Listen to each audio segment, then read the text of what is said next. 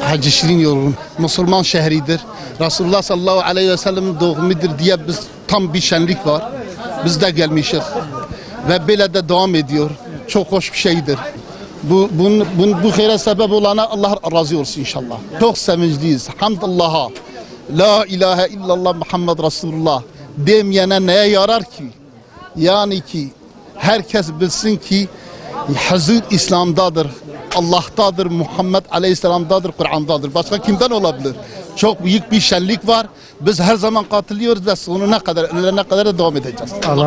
Allah razı olsun. Kadir Tunca ben halkın peygamberi olan sevdasından ötürü peygamberi hatırlaması için, onun isminde bile bereket olduğunu anlaması için, peygamberden başka kurtuluş olmadığını anlaması için böyle bir gün yaptık.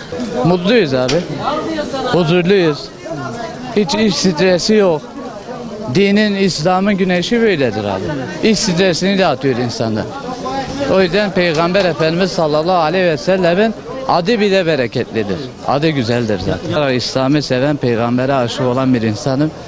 Ben bütün esnafların hiç olmazsa bir gün olsa dahi Türkiye'ye ya da dünyaya Diyarbakır'ın peygamberine aşık olduğunu, onun için her şeyi yapabileceğini, yoluna canını feda edebileceğini göstermesini istiyorum hocam. Diyarbakır sadece Kürt kimliği de değil, aynı zamanda peygamberine aşık bir memlekettir.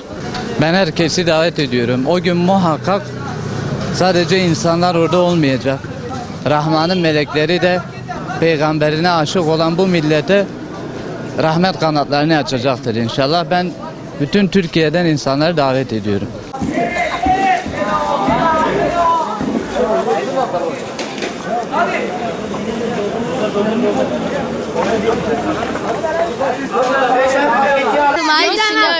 Sallallahu aleyhi ve sellem peygamberimizin doğum günü kutlamasını herkes ister, biz de gideceğiz.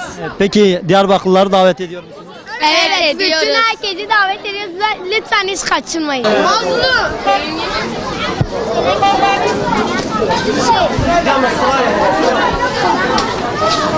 Meydan.